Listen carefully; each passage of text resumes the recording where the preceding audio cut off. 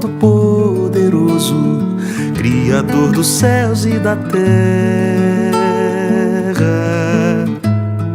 Creio em Jesus Cristo, seu único Filho, nosso Senhor, o qual foi concebido por obra do Espírito Santo e nasceu da Virgem Maria. Padeceu sob o poder de Pôncio Pilatos, foi crucificado, morto e sepultado, desceu em Hades, ressurgiu dos mortos ao terceiro dia, subiu ao céu e está sentado à mão direita de Deus Pai Todo-Poderoso, de onde há de vir a julgar os vivos e os mortos. Creio no Espírito Santo, na Santa Igreja Universal,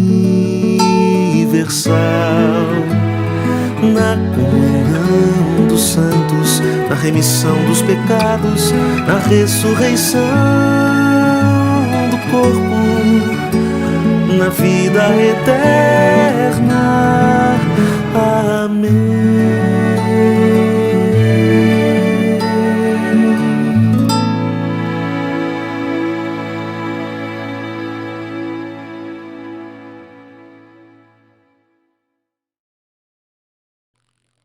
Todos encontraram? Lucas 23, a partir do 39, diz assim: um dos criminosos crucificados o insultava, dizendo: se tu és o Cristo, salva-te a ti mesmo e a nós. Mas o outro repreendeu, dizendo: tu nem ainda temes a Deus, estando na mesma condenação?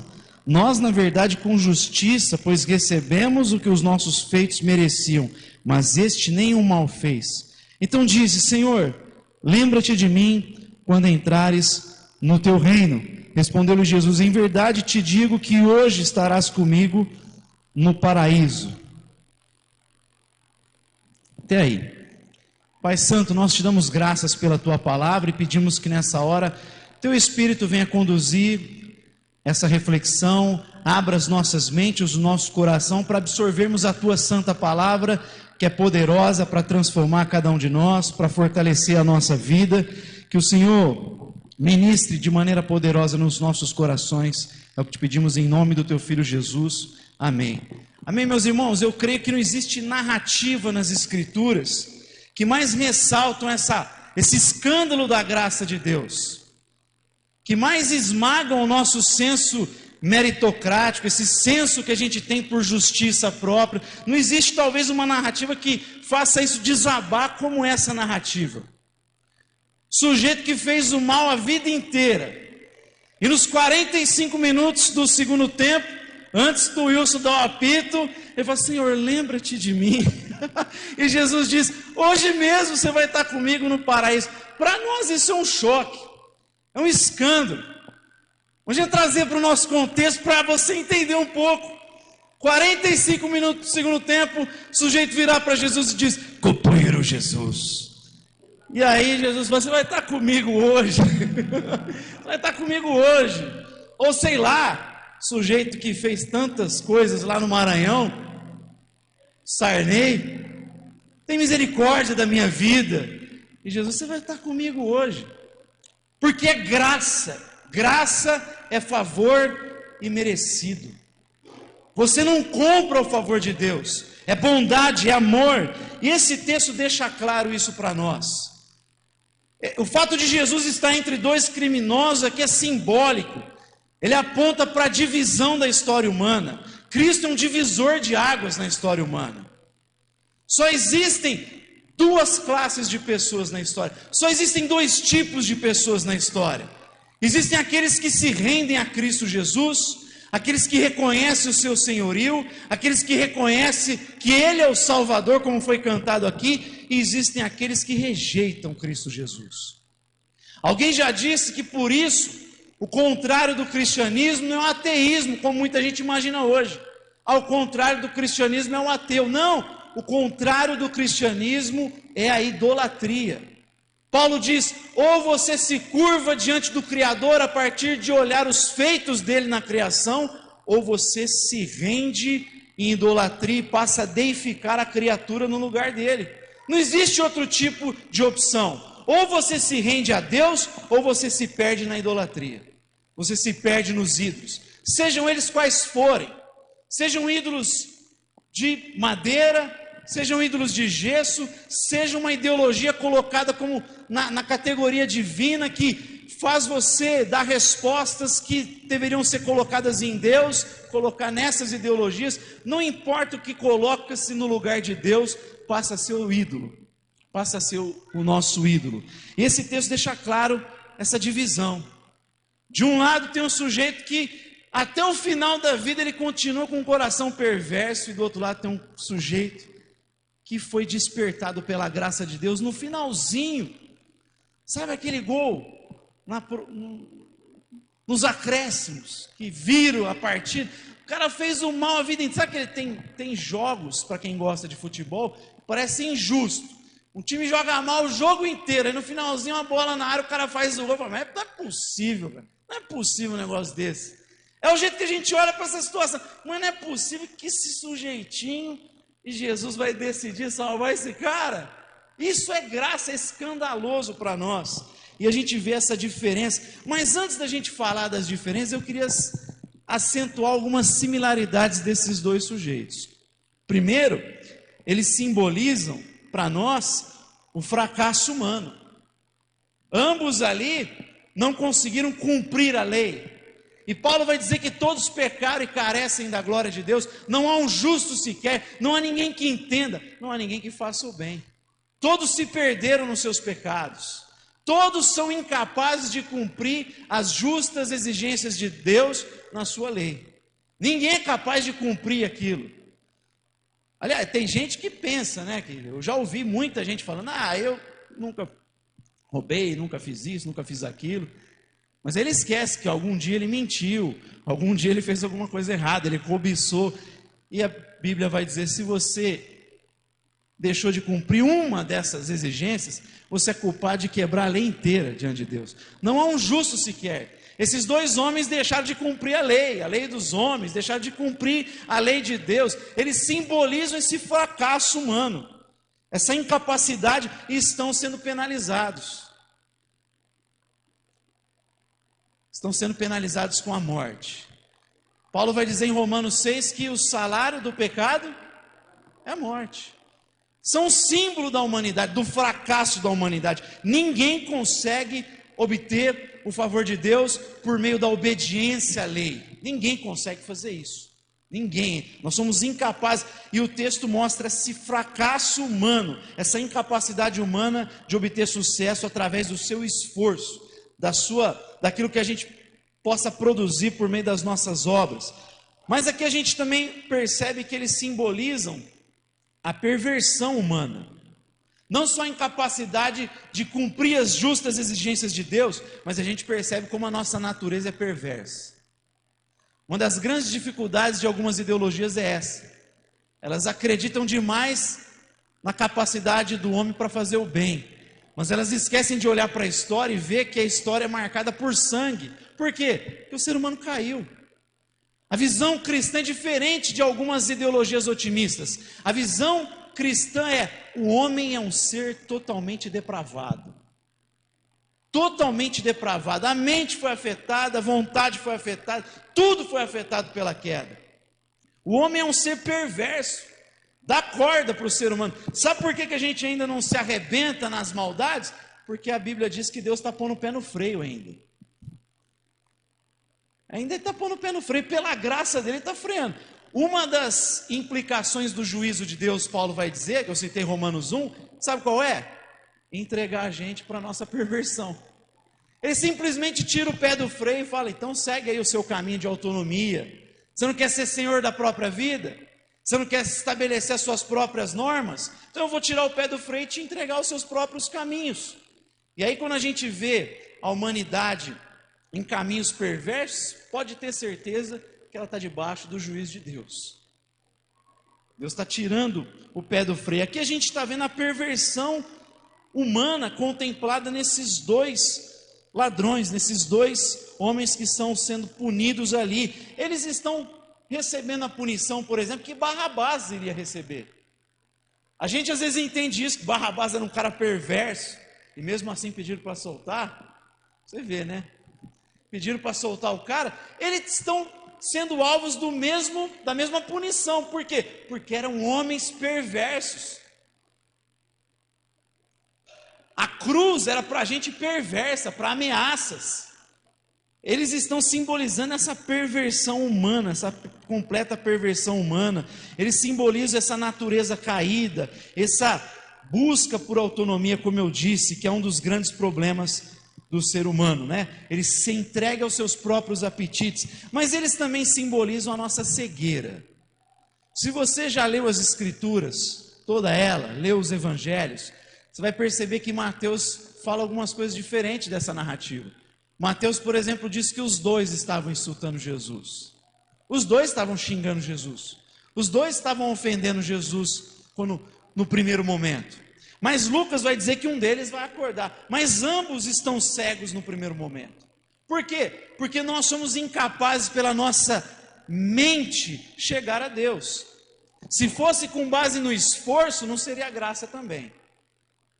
Ou você acha que é por acaso que o apóstolo Paulo, um cara completamente erudito, criado, educado aos pés de Gamaliel, que era um dos maiores mestres da nação de Israel, ou seja, ele recebeu uma bagagem extraordinária, ele recebeu uma cultura extraordinária, ele conhecia a cultura greco-romana, as escrituras, ele era expert, e mesmo assim, conhecendo a escritura, que Jesus diz, vocês precisam olhar para a escritura, porque ela testifica ao meu respeito. Quem conhece a verdade de Deus vai chegar em Cristo, Jesus disse. Como é que Paulo, que conhecia tudo isso, foi contra a verdade? Um cara que era erudito, intelectual, foi contra a verdade que ele se esforçava para entender. Por que os fariseus, que conheciam muito da lei de Deus, disseram para crucificar Cristo Jesus? Sabe por quê? Porque não é isso aqui, ó. A gente precisa usar, evidentemente, o nosso intelecto, porque a gente tem que amar a Deus com entendimento. Preguiça intelectual é pecado, mas chegar em Deus não é por meio do esforço da razão. A nossa razão é incapaz. Os homens estão cegados pelo Deus dessa era, Paulo diz. Estão perdidos nos seus pecados, se tornaram cegos, não conseguem reconhecer a Deus. O pecado deixou a humanidade assim. Por que esse ladrão, então, um deles, reconhece que Cristo é o Messias? Ora, porque isso foi dado a ele, é graça. Quando Pedro diz, tu és o Cristo, Filho do Deus vivo, o que Jesus responde? Pedro, você chegou a essa conclusão porque você é um cara inteligente, você é um cara muito capacitado, você é um cara que está atento às aulas que eu estou passando para vocês. Não, Jesus diz, só foi possível você dizer isso aí, porque o meu Pai te revelou. É revelação, é graça, favor imerecido, inclusive na questão do entendimento. Tem um certo momento que Jesus está pregando e só tem gente simples, pessoas desprovidas de estudo, como os mestres da lei eram, pessoas simples, mas estavam reconhecendo que Jesus era o Cristo. Crianças que disseram para Jesus, Hosana ao filho de Davi. Gente pequena, simples, e Jesus diz, eu te louvo, ó Pai, porque foi do teu agrado esconder essas coisas dos sábios e poderosos e revelar para os pequeninos. Foi do agrado de Deus esconder verdades eternas dessa gente poderosa, que bate no peito, que arrota a santidade, presunçosa. Foi do agrado do Pai esconder isso deles e revelar para a gente simples, para a gente pequena, para a gente que não tem dificuldade de dizer, tem misericórdia de mim, filho de Davi, como aquele cego no meio do caminho, que sendo cego, enxergou mais do que todo mundo ao redor. Eu gosto da narrativa de Lucas, daquela passagem. O texto diz que ele está sentado e ele ouve um barulho. O que está acontecendo? e alguém diz, Jesus de Nazaré está passando, o texto diz, imediatamente ele começa a gritar, filho de Davi, tem misericórdia de mim, filho de Davi, e o pessoal fala, fica quieto, não incomoda o mestre, filho de Davi, ele começa a gritar mais, ainda mais, com mais fervor, e aí Jesus chega aí, ele enxergou mais do que qualquer um ali, era a oportunidade da vida dele, Jesus está passando, é a oportunidade da minha vida, mas ele só foi capaz de fazer isso porque o Espírito despertou no interior dele. Paulo diz, ninguém pode dizer Jesus Cristo é o Senhor se não for pelo Espírito de Deus. Revelação é graça. A gente vê que ambos estavam cegos. Quando Jesus chega, ambos estão afrontando, xingando, ofendendo Jesus, ridicularizando Jesus, porque ambos estavam cegos. A humanidade é acometida de cegueira, mas a graça de Deus torna possível aquilo que para o homem é impossível. A graça de Deus reverte corações. A graça de Deus pega a gente endurecida pelo pecado e é capaz de mudar aquele coração. É capaz de dar um coração de carne. Eu vos darei um novo coração, eu vou imprimir as minhas leis dentro da tua alma, diz o profeta Ezequiel. A graça de Deus muda, reverte essa maravilhosa graça que a gente tem enfatizado aqui. Então a gente vai falar um pouquinho dessa diferença. Primeiro, desse ladrão da esquerda. Continua refém do desejo de autonomia, apesar da maldade, apesar de ver o que estava acontecendo com Jesus, de saber que Jesus não tinha feito crime nenhum, cometido nada. O outro falando, ele continua ali fechado no seu coração, endurecido pelo pecado, seguindo os próprios apetites, sendo senhor da própria vida. E você sabe que dá para fazer isso aqui, inclusive dentro da religião.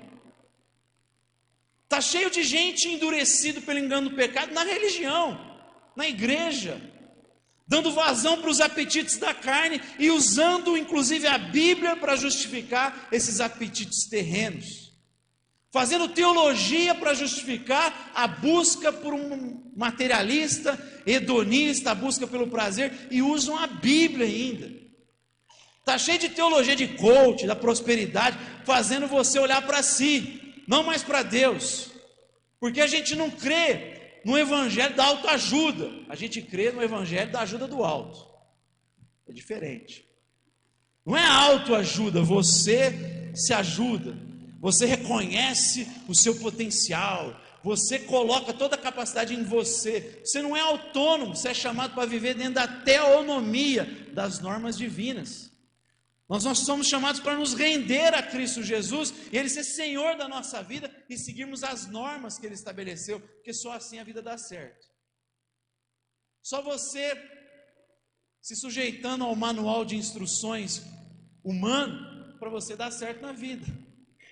Deus criou a gente, Ele sabe a melhor forma da gente ser gente por excelência, mas está cheio de gente recusando a seguir aquilo que Deus diz e procurando essas teologias. Então está cheio de gente nas igrejas que está sendo enganada. Por quê? Porque está correndo atrás dos próprios apetites, de um desejo egocêntrico, materialista, e aí vai transformando Deus em gênio da lâmpada.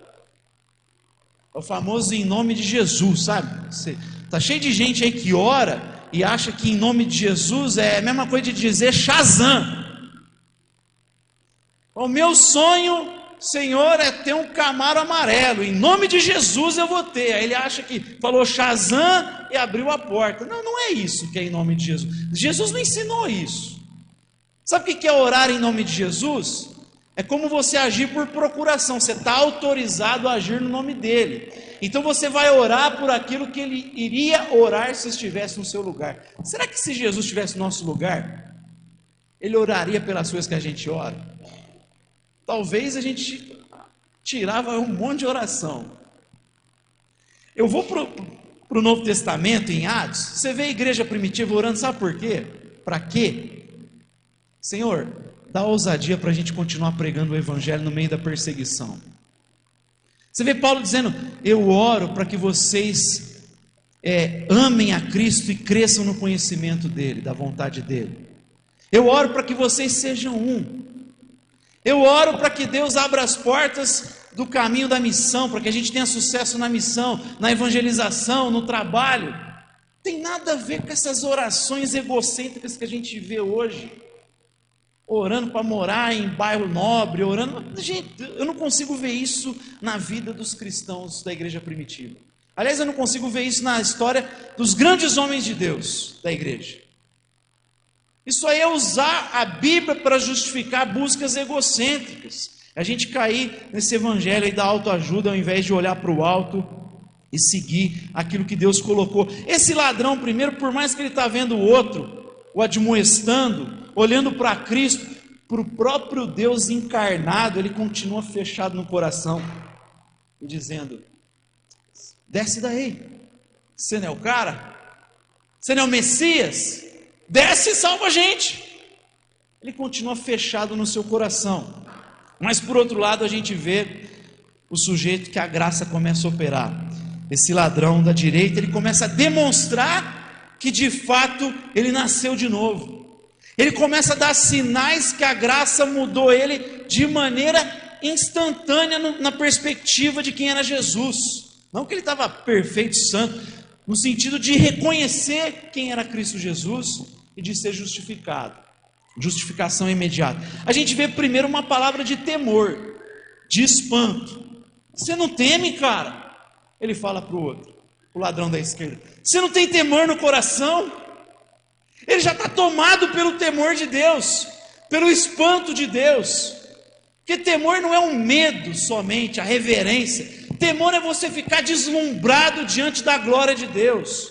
Temor é você ficar num estado tanto de espanto como de admiração, e você ser possuído por aquilo, tomado por aquilo, tragado para dentro de Deus. Essa ideia de temor é muito mais ampla do que um medo, do que uma reverência. Tem a ver com admiração, tem a ver com algo sublime, que você quer se apropriar, ser apropriado por aquilo. Esse homem já está tomado pelo espanto, ele está tomado de um maravilhamento, de um deslumbramento.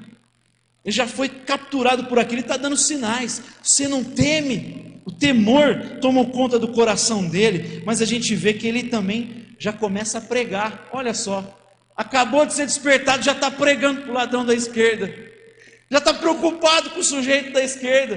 Cara, você não para raciocinar? Vamos lá comigo no texto, versículo de número 39, aliás 40, mas o outro repreendeu dizendo: tu nem ainda temes a Deus, estando na mesma condenação? Aí ele começa: nós na verdade com justiça. Ele está argumentando com o outro: meu, desperta aí. Ele está fazendo o papel do cristão, porque quando a gente é tomado pela graça, a primeira coisa é você querer dar testemunho para que outro também encontre essa graça. Charles Spurgeon dizia que a evangelização é um mendigo dizendo para o outro aonde encontrar pão. Eu encontrei pão, e aí você fala onde ele pode encontrar pão também. O verdadeiro cristão, o genuíno cristão, ele já nasce se responsabilizando pelo outro. Ele já nasce querendo persuadir o outro para também ser alvo dessa graça, porque ele sabe que é maravilhosa a graça de Deus. Ele sabe que não existe experiência mais extraordinária do que a graça de Deus. Ele sabe que não existe decisão melhor na vida do que aquela por Cristo Jesus. Ele já está persuadindo, esse cara já está persuadindo o outro, pregando, está se importando com o outro. Um sinal de verdadeira conversão é nós nos importarmos com os perdidos. Você se importar, você sentir a dor do perdido.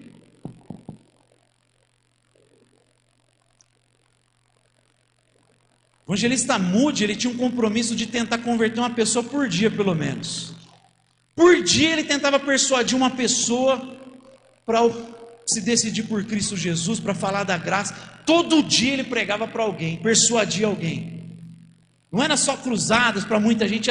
Tinha um dado momento que ele queria pregar, não conseguiu ter essa persuasão com uma pessoa, estava chovendo muito, e aí ele sente na alma o compromisso que ele mesmo fez com Deus, e aí ele sai no meio da chuva, encontra um sujeito, o cara vê ele no meio da chuva, dá o guarda-chuva para ele, e aí ele começa a falar, você já ouviu?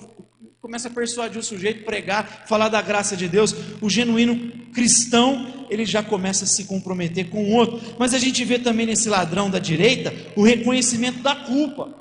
Nós merecemos isso aqui. A gente está recebendo o que a gente plantou, estamos colhendo o que plantamos. Ele não merece, mas nós merecemos. Somos criminosos, nós fizemos o mal a vida toda, a gente merece reconhecimento de culpa.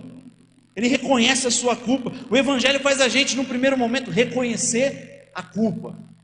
Quando Paulo admoeste o seu discípulo Timóteo, prega o Evangelho, a tempo e fora de tempo, repreende, exorta, corrige. Ele usa 3 expressões gregas, que eu inverti a ordem aqui, mas a primeira, de repreender, tem a ver com mostrar o erro no grego.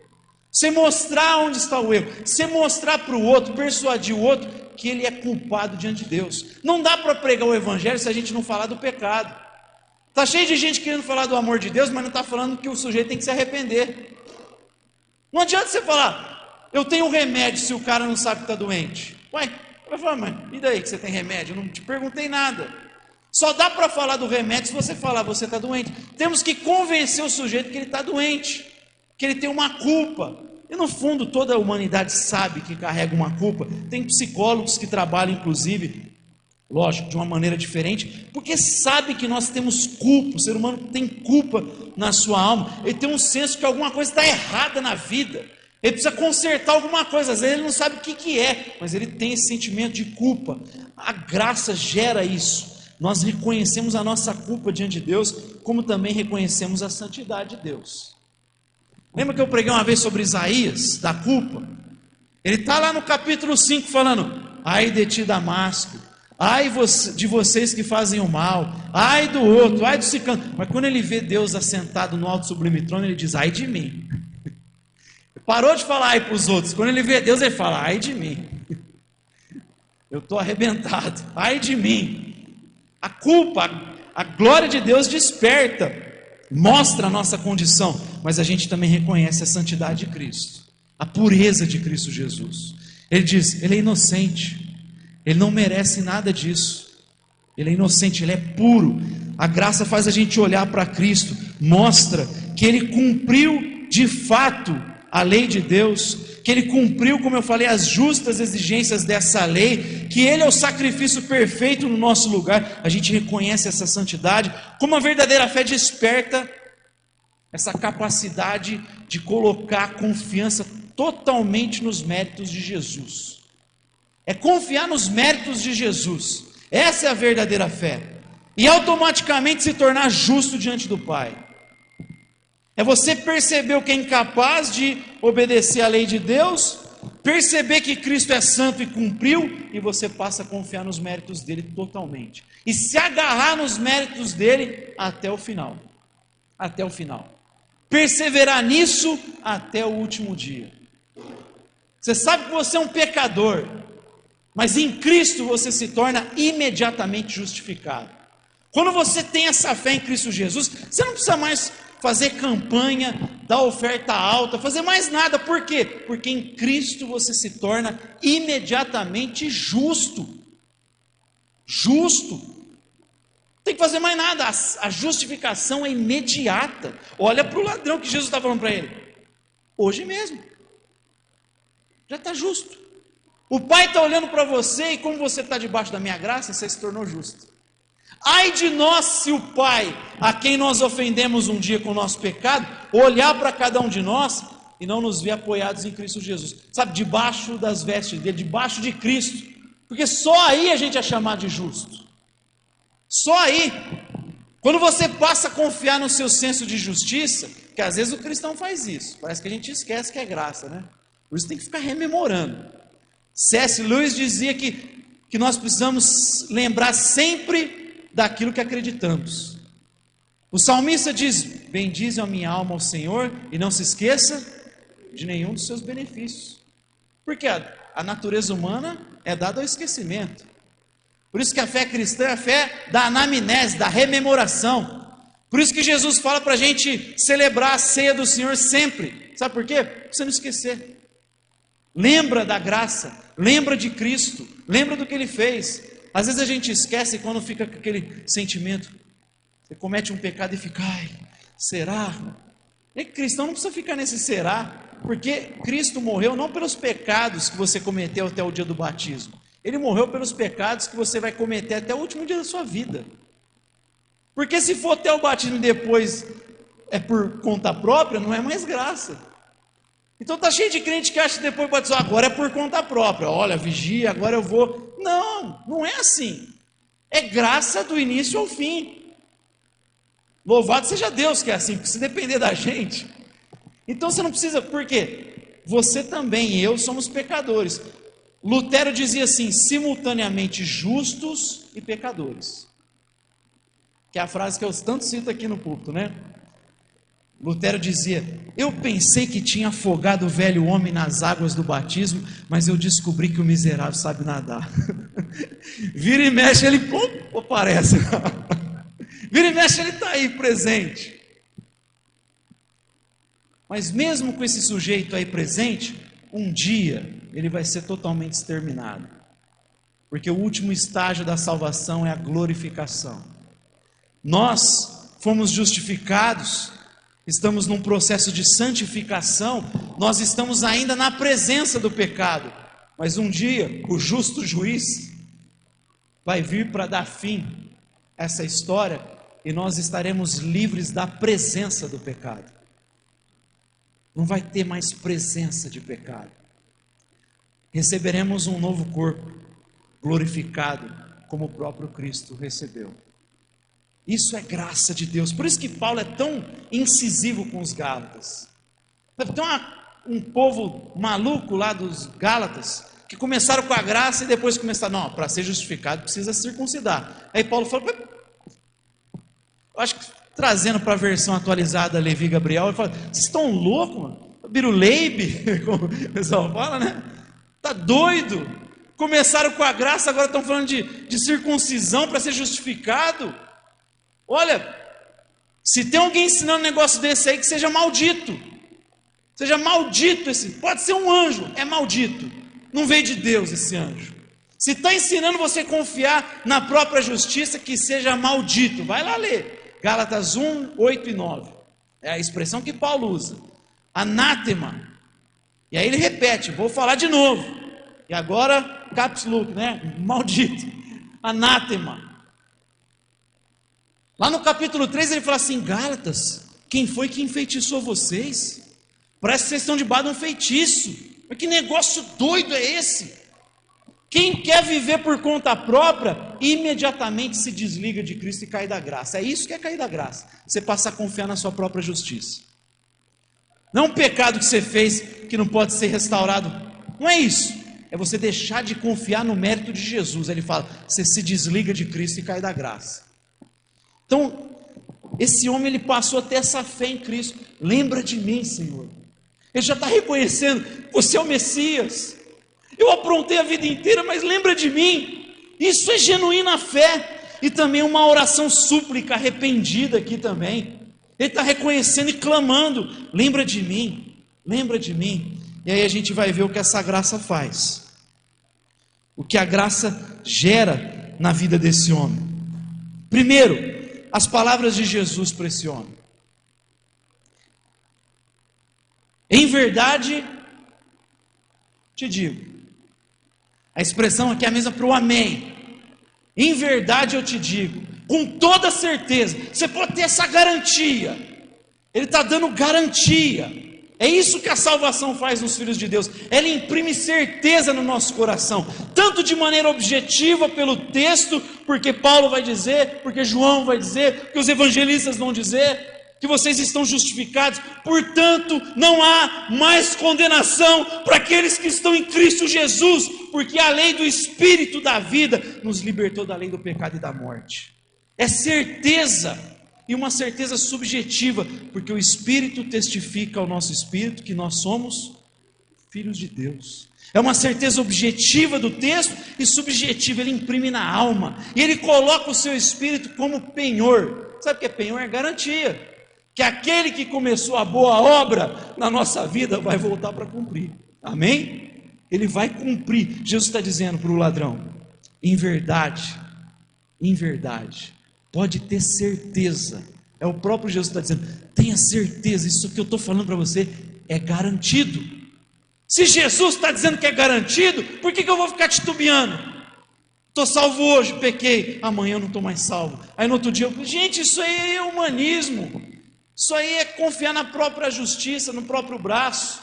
Crente não fica nessa, está salvo hoje, amanhã perdeu o salvador. Não existe isso.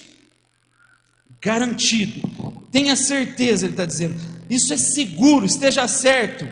Ele vai imprimindo. A gente vê aqui a questão do tempo, o aspecto. Jesus diz para ele, hoje mesmo. Hoje mesmo. O cara acordou inimigo de Deus. E daqui a pouco ele se tornou amigo de Deus. No mesmo dia ele acordou como inimigo e se tornou amigo de Deus. Hoje mesmo você vai estar comigo. Daqui a pouquinho você vai estar comigo. Daqui a pouco você vai despertar no paraíso. Daqui a pouco. Espera um pouquinho. Vai passar por um sono rapidinho. Daqui a pouco. Vai estar num lugar que tem certeza que está diante de Deus. Segundo Lucas, no seio de Abraão, que para nós é um hebraísmo, que é uma espécie de, vai estar na glória, a gente usa essa expressão, o sujeito está na glória, eles usavam, está no seio de Abraão, é um hebraísmo isso, está no seio de Abraão, é num lugar que ele tem certeza, em espírito diante de Deus. Mas um dia, quando, ao tocar da última trombeta, Paulo vai dizer, os nossos corpos serão ressuscitados, e esse corpo será unido, fundido a esse Espírito, e nós vamos receber esse novo corpo diante de Deus. Estaremos reinando diante de Deus. Mas ele já tinha essa certeza, hoje mesmo. É por isso que eu falei que a justificação é algo imediato. É a mudança do status de pecador para filho de Deus. Porque todos aqueles que creram, receberam o poder para se tornarem filhos de Deus. C.S. Lewis diz em Cristianismo Puro e Simples que existem criaturas, mas para esses eles recebem o poder e se tornam filhos de Deus. Está cheio de criatura por aí, mas quem está em Cristo se torna imediatamente filho de Deus. E a gente vê o aspecto do propósito. Qual que é o grande propósito? Estar comigo no paraíso. Sempre foi o propósito de Deus. Ele colocou um casal para cuidar de um jardim, de um ambiente de harmonia, de um ambiente de beleza extraordinária, de justiça, um lugar perfeito. Sempre foi o desejo de Deus estarmos com Ele no paraíso. Essa é a grande bênção. A palavra aqui tem a ver com um jardim secreto de Deus, tem a ver com comunhão com Deus. Esse é o propósito da humanidade, ter comunhão com Deus, ter comunhão com o Pai. Esse desejo que a gente tem que canalizar sempre para Deus. O problema da humanidade é que ela canaliza esse desejo que ela tem. Ela tem esse desejo pelo eterno. Eclesiastes 3:11 diz que Deus colocou a eternidade no coração do homem. Agostinho de Hipona dizia, fizeste-nos para ti, e nós andamos inquietos, a nossa alma anda inquieta, e ela só sossega quando ela descansa em ti. O que ele está falando? O ser humano, como a Bíblia diz, é um ser desejante. A palavra hebraica tem a ver com desejo. Fome. Fome de Deus. Você, meu irmão, é fome de Deus. Você não tem fome de Deus, você é fome de Deus.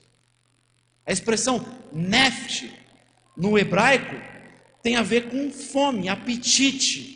Quando ele diz que ele colocou a alma e o homem se tornou ser vivente, o que ele está falando? O homem se tornou fome de Deus, é isso que está querendo dizer. Essa palavra aparece no Antigo Testamento fazendo referência à garganta. Por quê? No Brasil, quando está com fome, a gente põe a mão no estômago, né? Rapaz, estou com uma fome, daqui a pouco você já deve estar um pouquinho, né? Vai sair daqui, vai comer uma pizza com alguém, vai pagar uma pizza para o pastor em nome de Jesus. Olha, eu usando tudo errado o negócio, né? Mas eu estou agindo por procuração, né? Tem que ajudar os mais pobres. Estou brincando.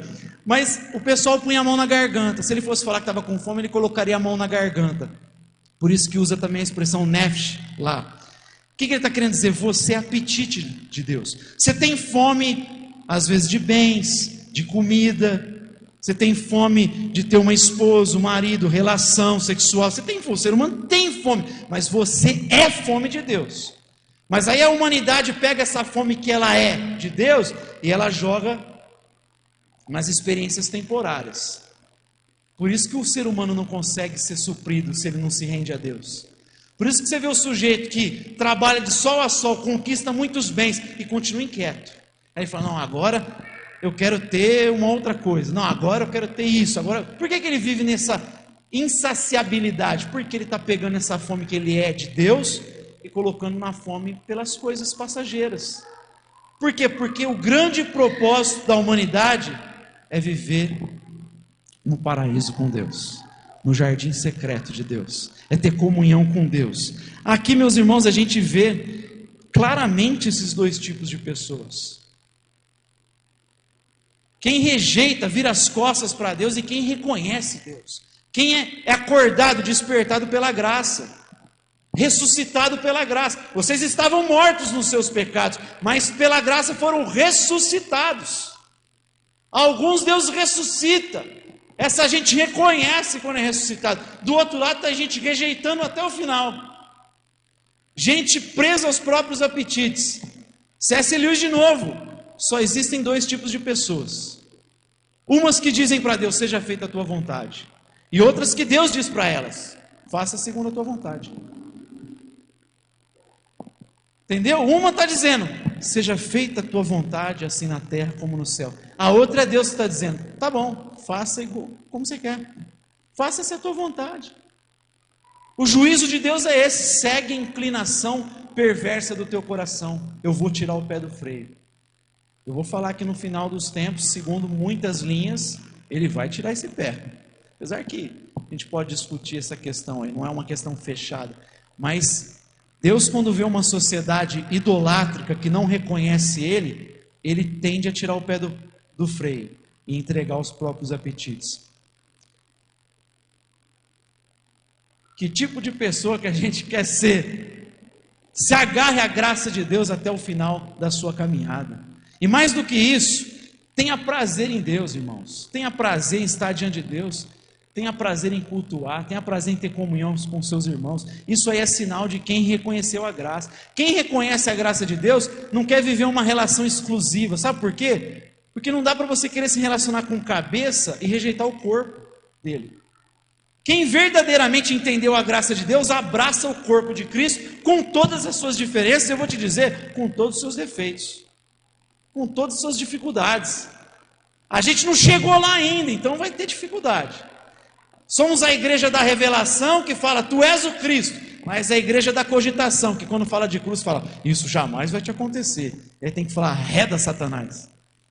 No mesmo momento você tem um Pedro que fala palavra de Deus e palavra de Satanás, na mesma boca. Igreja é isso.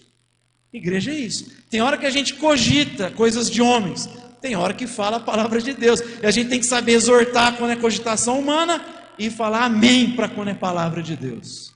Amém? Deus abençoe. Vamos ter uma palavra de oração. Feche os teus olhos. Pedir para os irmãos do coral virem aqui à frente para nós cantarmos mais um louvor.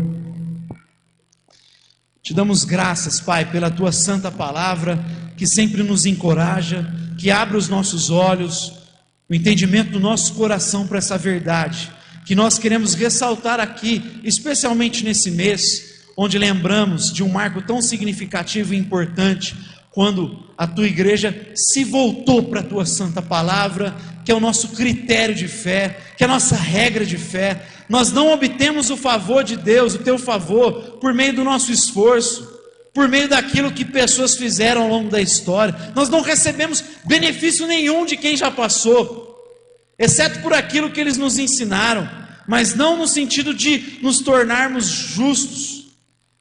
Tudo que acontece é por causa da graça, da tua graça, é por causa do sacrifício do teu filho, é por causa do favor entregue, feito a nós, e nós estamos aqui nessa noite para celebrar esse favor e essa graça, para te louvar por causa de tamanha misericórdia, para rememorar o nosso coração junto com os nossos irmãos, e sairmos daqui cantando, Hosana ao filho de Davi, bendito é o que vem em nome do Senhor, rendendo toda a glória e toda a honra a ti.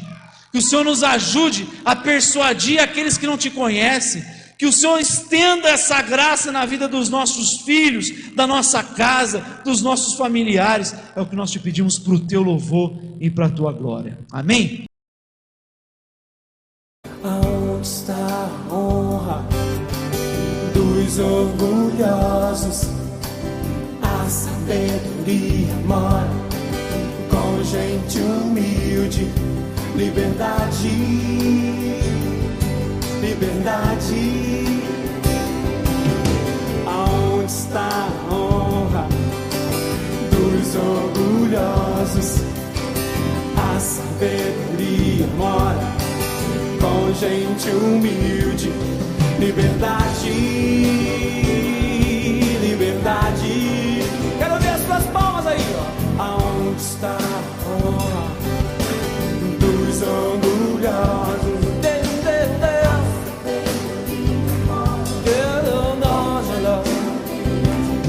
Liberdade, liberdade.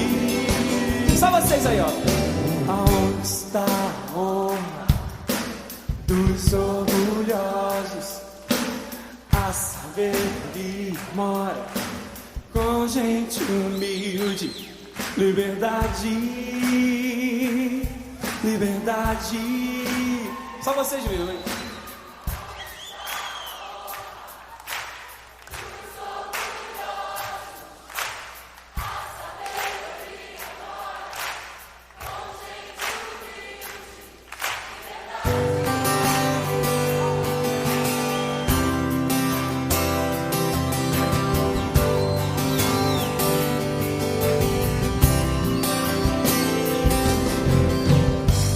Não se acende a luz do sol